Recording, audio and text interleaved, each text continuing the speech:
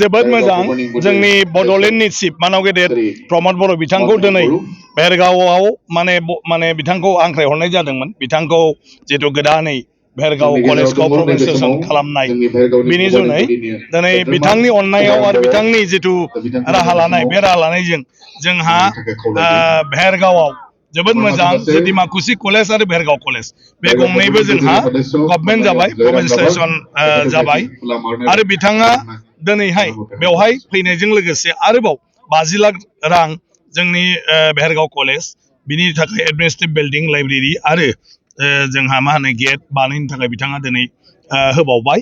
गतिके बिनि थाखाय आं बिथांखौ भेरगाव कलेजनिल' नङा रायजो राजानि जानानै आं बिथांखौ साबायखर बावदों गोसो गोरबोनिफ्राय।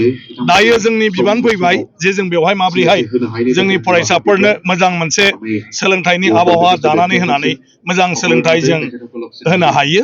सरकारनिफ्राय दिनै जोंनि एलेकायाव गोजौ थाखोनि सोलोंथाइ लानो जोंहा गोबां कलेज दंसै, खैराबारि कलेज, भेरगाव कलेज, टंला कलेज, डिमाकुसि कलेज।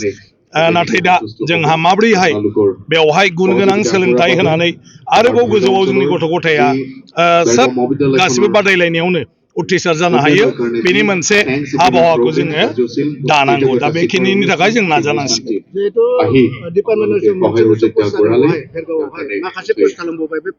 ना बे गासिबो एनरलमेन्टनि थाखाय जादों।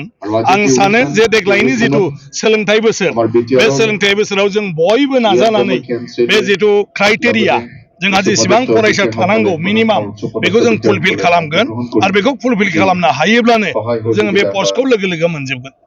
क'क्राझार नोगोरनि आर.एन.बी लामाजों थांनाय बागानसालि वार्ड नाम्बार 8आव रायजो राजाफोरनि गोग्गो देहा लाखिनो थाखाय सानजोरां इन्टारप्राइजआ गोदानै जेनेसा वेलनेस प्राइभेट लिमिटेड बेखेवदों। बे सानजोरां इन्टारप्राइज आयुर्वेदिक गलायाव मानसिनाव जानाय गेदेर गेदेर बेरामनि मुलिफोरखौ मोननो हागोन। किडनिकआव अन्थाइ जानाय, आथिं आखाइ जरा जरा सानाय, लिभार गाज्रि जालांनाय, मोदोमनि माननाय आरो बेनि अनगायैबो बायदि बायदि गेदेर गेदेर बेरामफोरनि मुलिफोरखौ बे सानजोरां इन्टारप्राइजआव लांफैनो हागोन। सानजोरां इन्टारप्राइजआव गासै बेरामनि मुलिफोरखौ हलसेल राङावनो लांनो हागोन। सानजोरां इन्टारप्राइज बिगोमाया फोरमायबावनाय बायदिब्ला नैबे 9954157149 जानबुं नाम्बारनि गेजेरजों नोंथांनि गोनांथि जानाय मुलिफोरखौ सुलाद लानो हागोन।